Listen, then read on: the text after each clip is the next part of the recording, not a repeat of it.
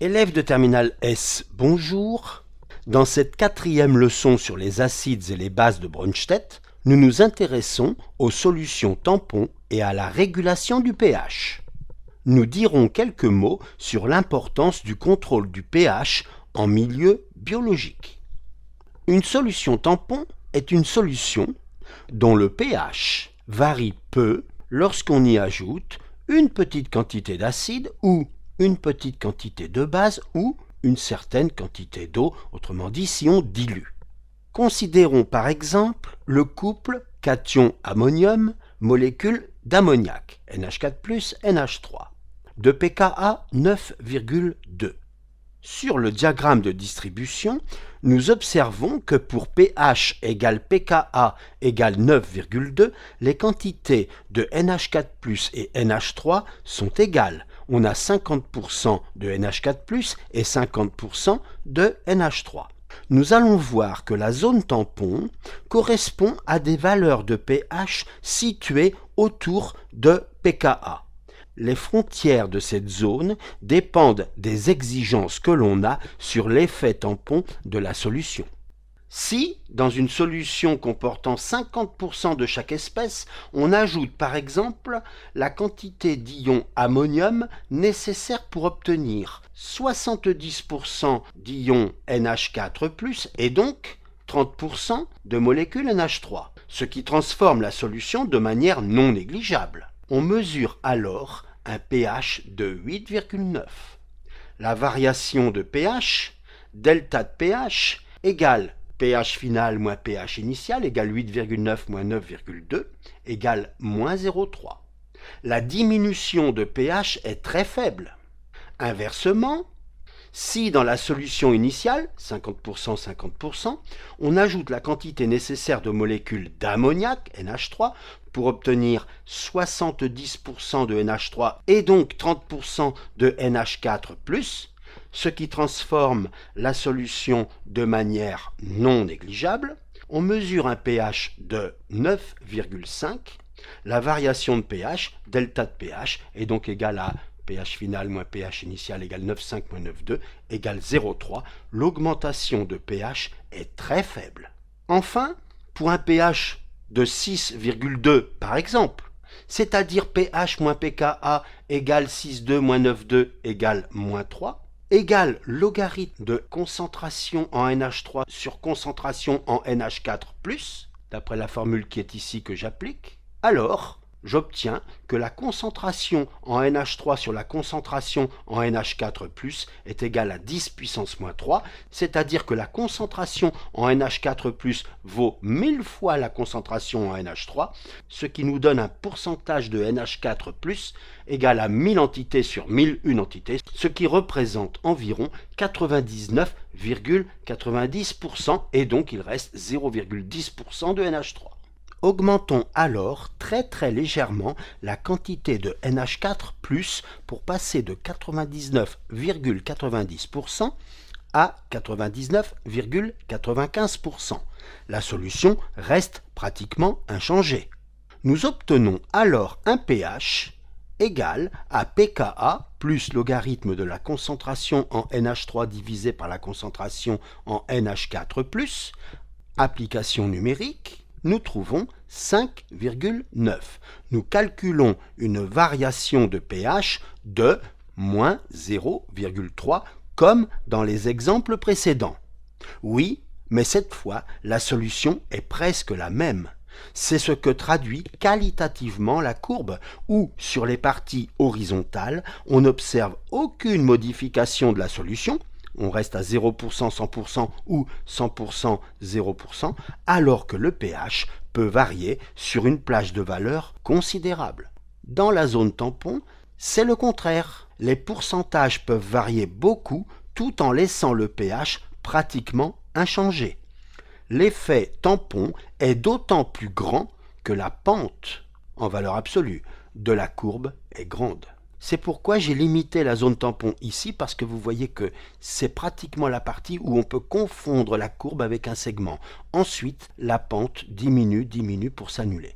Mais bien entendu, comme je vous l'ai dit, on peut étendre si on veut la zone tampon à gauche et à droite. Cela dépend du degré d'exigence que l'on a sur l'effet tampon de la solution. Pour fabriquer une solution tampon de valeur donnée, par exemple, prenons 4,75. Eh bien, il suffit de prendre donc ce couple, acide éthanoïque, ion éthanoate. Dans un bécher, on versera une quantité d'acide éthanoïque, puis une quantité d'ion éthanoate. Si les quantités sont égales, on obtient une solution tampon de pH égale pKa égale 4,75.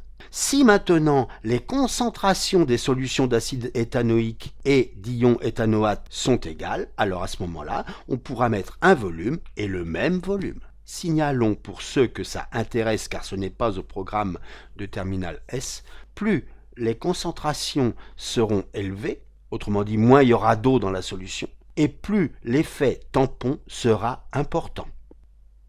On peut fabriquer les solutions tampons, mais on les trouve aussi toutes faites dans le commerce. Vous les avez sans doute utilisées en TP pour étalonner votre pH mètre, constitué d'un boîtier et d'une sonde ou électrode. Les pH mètres utilisés au lycée sont assez basiques, ils ne sont pas extrêmement précis. Pour les étalonner, il faut suivre les instructions données par le constructeur. De façon générale, il faut commencer par enlever le manchon protecteur contenant une solution de conservation, car l'électrode ne doit pas sécher, faire tremper la sonde dans la solution tampon pH 7. La sonde est une électrode qui mesure une tension. La relation qui existe entre la tension et le pH dépend de la température. Si l'appareil ne possède pas de thermomètre intégré, on mesure la température avec un thermomètre extérieur. Ici, 21 degrés Celsius par exemple, que l'on affiche sur l'écran en basculant d'abord sur degrés Celsius, puis en tournant le bouton Temp. On ne touche plus à ce réglage et on peut enlever le thermomètre. On bascule le sélecteur sur pH, on homogénéise la solution autour de la sonde et on affiche 7 à l'aide du bouton pH 7.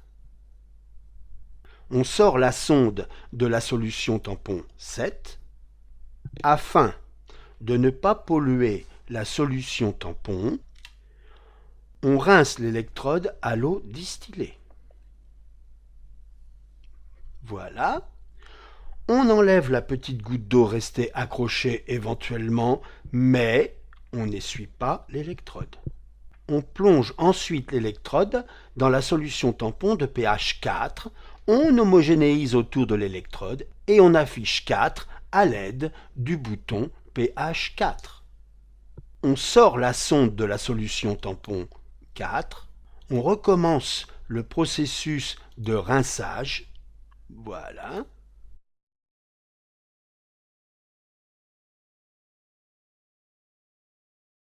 Il ne reste plus qu'à mesurer le pH de la solution, ne pas oublier de rendre la solution bien homogène autour de l'électrode.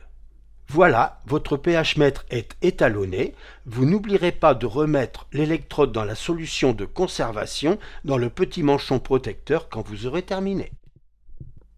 Notre corps est constitué essentiellement d'eau, et donc la plupart des réactions se déroulent en milieu aqueux, dans des conditions de pH très précises et, comme vous le savez, à une température très précise de 37 degrés Celsius. Les valeurs du pH sont très diverses selon les parties du corps.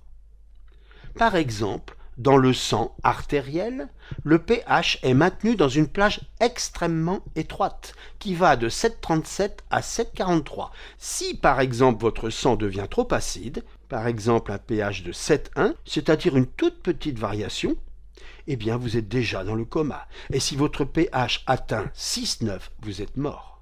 Nous pouvons dire évidemment des choses similaires pour un sang qui serait trop basique. Or, le sang, à cause du métabolisme de notre corps, peut devenir sans cesse trop acide ou trop basique. Par exemple, lorsque nous sollicitons nos muscles, ceux-ci produisent de l'acide lactique, ce qui a pour conséquence d'augmenter la concentration en ion oxonium et donc faire diminuer le pH.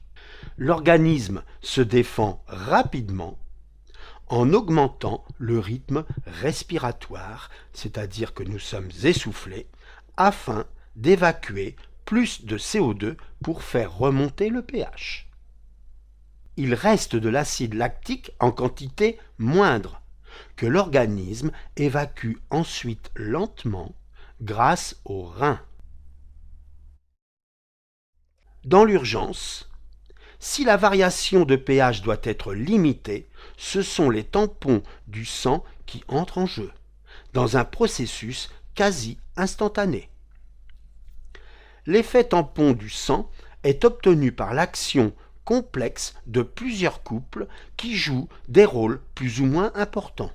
Le couple le plus important est le couple CO2H2O/HCO3-, c'est-à-dire le couple acide carbonique ion hydrogénocarbonate, puis le couple H2PO4-, HPO4-, c'est-à-dire le couple ion dihydrogénophosphate/hydrogénophosphate, et d'autres couples bien sûr. Voilà, la leçon est terminée, à bientôt.